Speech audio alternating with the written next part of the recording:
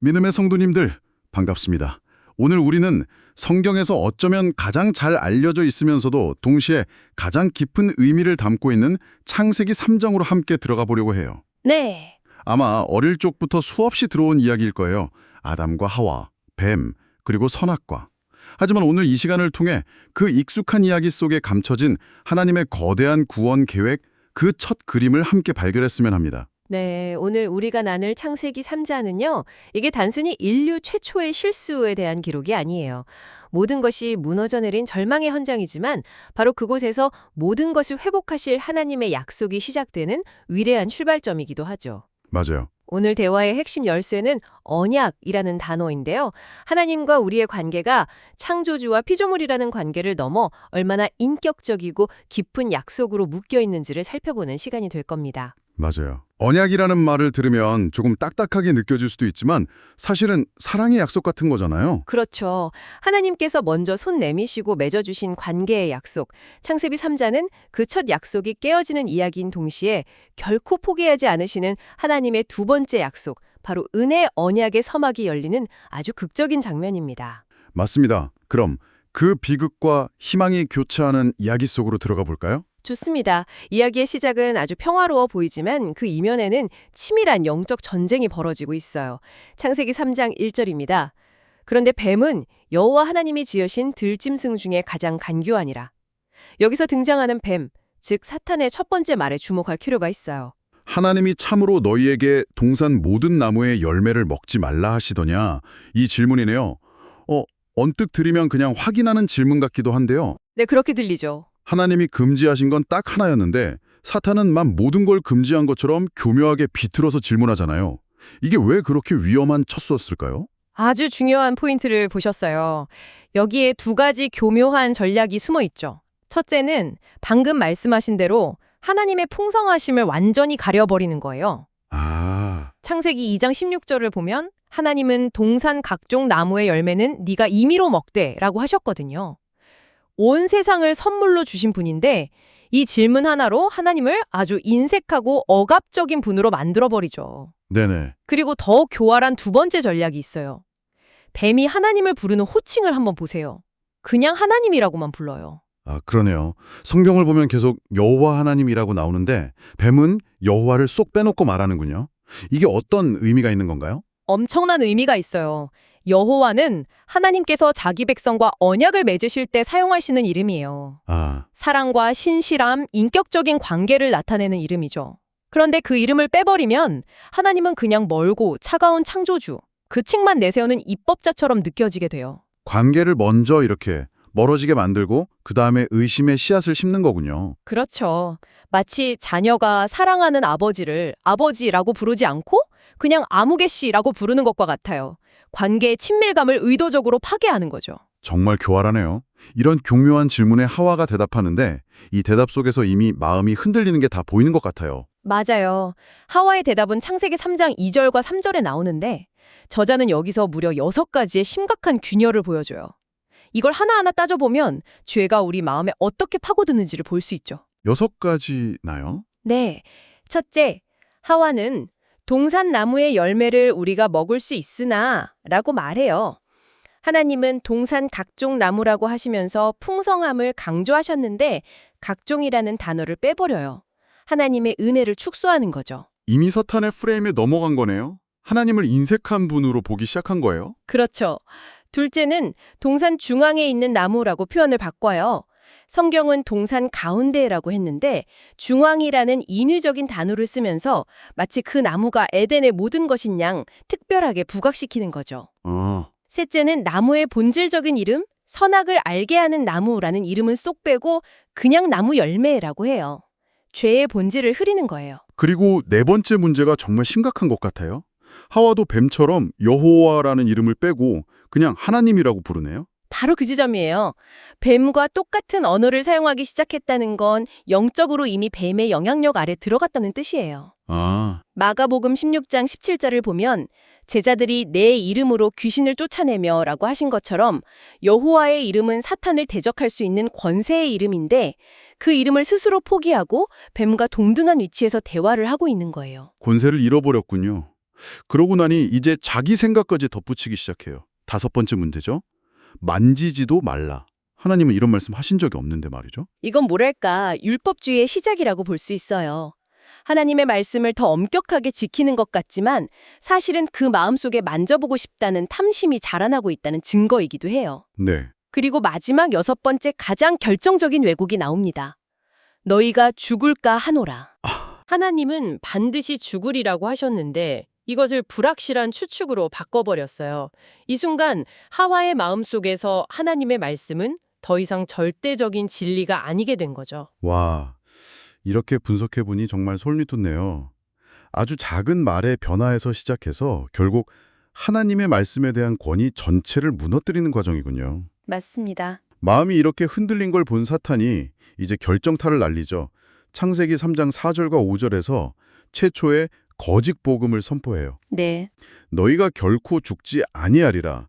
너희가 그것을 먹는 날에는 너희 눈이 밝아져 하나님과 같이 되어 선악을 알 중 하나님이 아심이니라. 이것이 모든 유혹의 원형이에요.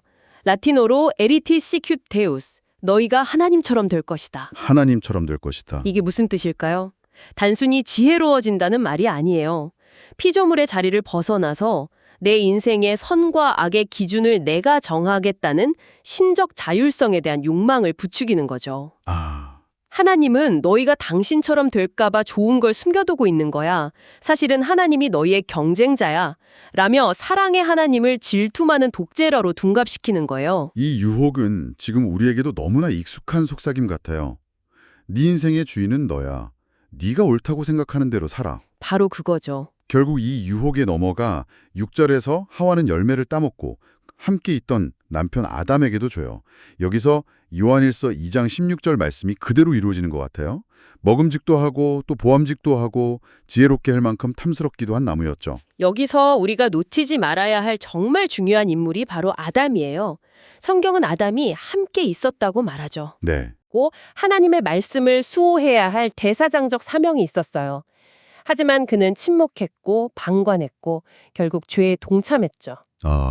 아담의 이 침묵과 동조를 통해 하나님과의 첫 언약, 행위 언약은 공식적으로 파기되고 맙니다. 그 결과는 정말 끔찍했죠. 7절을 보면 그들의 눈이 밝아지긴 했는데 그들이 기대했던 신적인 영광이 아니라 자신들의 벌거벗음을 보게 된 거예요. 네. 죄책감과 수치심이 온몸을 덮쳐온 거죠. 네. 그래서 그들이 급하게 만든 것이 무화과 나무 잎으로 엮은 치마예요. 이것은 인간의 힘으로 자신의 노력과 행위로 죄와 수치를 가려보려는 최초의 종교적 시도라고 할 수 있어요. 하지만 생각해보세요. 무화과 잎은 햇볕에 금방 마르고 부서져 버리잖아요. 이것은 인간의 모든 종교적인 노력이 우리의 근본적인 죄와 수치를 가릴 수 없다는 것을 상징적으로 보여주는 장면이에요. 이야기를 듣다 보니 근본적인 질문이 생겨요. 왜 하필 먹지 말라는 명령이었을까요? 이 먹는 행위 자체에 뭔가 특별한 영적인 의미가 담겨 있는 것 같아요. 아주 좋은 질문이에요. 말씀의 저자는 이 먹는 행위가 3가지 중대한 의미를 가진다고 설명해요. 첫째는 도덕적 주권의 찬탈행위예요. 도덕적 주권의 찬탈이요? 네. 선악과 명령은 무엇이 선하고 악한지를 결정하는 주권은 오직 나, 하나님에게만 있다는 것을 인정하라는 언약의 표시였어요. 따라서 그것을 먹는 행위는 이제부터 내 인생의 옳고 그름은 내가 판단하겠습니다 라고 선언하는 하나님의 주권에 대한 정면 도전이자 언약적 반역이었던 거죠. 내 삶의 주인이 되겠다는 선언이었군요. 마치 독립선언서에 도장을 찍는 것과 같은 행위였네요. 정확해요. 둘째는 영적 연합의 의미가 있어요. 성경에서 먹는다는 것은 단순히 음식을 섭취하는 것을 넘어 그것과 내가 하나가 되는 연합을 의미해요. 하나가 된다. 예를 들어 예레미야 선지자는 예레미야 15장 16절에서 내가 주의 말씀을 얻어 먹었사오니 라고 말하며 말씀과 하나가 되었죠. 반대로 인간은 불순종의 열매를 먹음으로써 에베소서 2장 2절 말씀처럼 불순종의 아들, 즉 죄와 연합하여 죄가 우리의 본성이 되어버린 거예요. 먹는 것이 곧 그 존재 자체라가 된다는 거군요. 마지막 3번째 의미는 뭔가요? 3번째는 지혜의 출처를 변경한 것이요. 하나님은 신명기 8장 3절에서 사람이 떡으로만 사는 것이 아니요 여호와의 입에서 나오는 모든 말씀으로 사는 줄을 네가 알게 하려 하심이니라고 말씀하셨어요. 네. 즉 인간은 하나님의 말씀을 생명의 양식으로 삼아 살도록 지음받았어요. 하지만 하와는 하나님의 입에서 나오는 말씀을 버리고 자기 눈에 보기에 좋은 것, 자기 귀에 듣기 좋은 뱀의 말을 생명의 양식으로 선택한 거죠. 이렇게 스스로 생명의 근원이신 하나님과의 관계를 끊어버린 인류. 모든 것이 끝난 것 같은 절망적인 상황이에요. 여기서 이야기가 끝났다면 정말 비극이었을 텐데 하나님은 놀라운 반전을 준비하고 계셨죠. 맞습니다. 바로 이 창세기 3장에서 최초의 복음, 희망의 소식이 선포된다는 게 정말 놀라워요. 맞아요. 하나님은 죄를 지은 아담과 하와를 찾아오셔서 심판을 선언하시는데 그 순서가 아주 의미심장해요. 먼저 뱀을 심판하시죠. 아, 뱀부터요? 네, 바로 그 뱀을 향한 저주의 말씀 속에 인류를 향한 구원의 약속이 담겨 있어요. 바로 창세기 3장 15절 말씀입니다. 내가 너로 여자와 원수가 되게 하고 네 후손도 여자의 후손과 원수가 되게 하리니 여자의 후손은 네 머리를 상하게 할 것이요 너는 그의 발꿈치를 상하게 할 것이니라.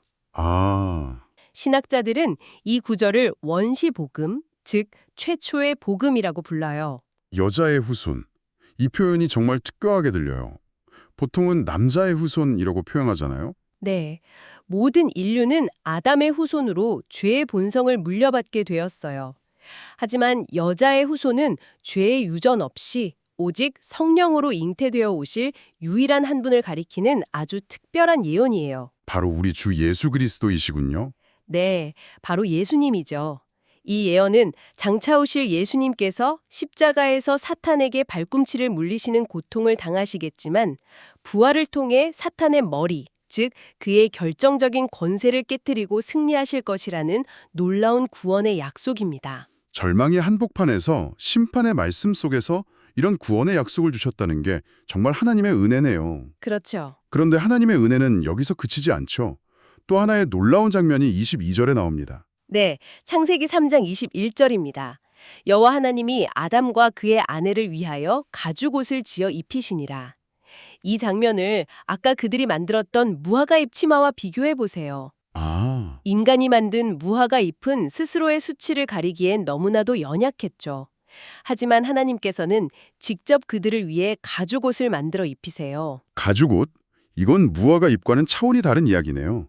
가죽옷을 만들려면 반드시 어떤 동물의 희생이 있어야만 하잖아요. 바로 그겁니다. 인류의 죄와 수치를 가리기 위해 최초로 죄 없는 생명의 피 흘림과 죽음이 있었던 거예요. 아, 이것은 장차 죄 없으신 하나님의 어린 양 예수님께서 십자가에서 피 흘려 죽으심으로 우리의 모든 죄와 수치를 완전히 덮어주실 그리스도의 의의 옷을 미리 보여주신 놀라운 은혜의 그림이에요. 인간의 노력, 그 무화과 잎이 아닌 전적인 하나님의 은혜, 가죽옷으로만 구원받을 수 있음을 보여주는 첫 번째 상징적인 사건이네요. 네, 맞습니다. 오늘 창세기 3장을 다시 보니 단순히 인간의 실패를 기록한 장이 아니라 그 실패의 자리에서 시작된 하나님의 위대한 구원의 드라마, 그 서곡이었네요. 그렇습니다. 인간은 언약을 깨트렸지만 하나님은 바로 그 자리에서 깨어지지 않을 새로운 언약, 은혜의 언약을 시작하셨어요. 그렇습니다. 여자의 후손이라는 약속과 가죽옷이라는 대속의 모형을 통해 창세기 3장은 우리에게 절망이 아닌 희망을 이야기하고 있어요. 이 모든 이야기가 결국 누구를 향하고 있는지를 분명히 보여주는 거죠. 바로 우리 구원자, 예수 그리스도입니다. 믿음의 성도님들, 오늘 말씀을 마무리하면서 한 가지 질문을 함께 깊이 묵상해 보면 좋겠습니다. 아까 먹는 행위가 곧 그것과 하나가 되는 영적 연합이라고 했잖아요. 네. 그렇다면 오늘 나와 우리는 무엇을 먹으며 살아가고 있나요? 세상이 주는 달콤한 거짓말과 헛된 약속들을 우리의 영혼의 양식으로 삼고 있지는 않나요? 아니면 우리에게 영원한 생명을 주시는 하나님의 말씀을 매일의 양식으로 삼으며 그분과 연합하는 기쁨을 누리고 있나요? 오늘 우리의 영혼을 무엇으로 채우고 있는지 돌아보는 귀한 시간이 되기를 소망합니다.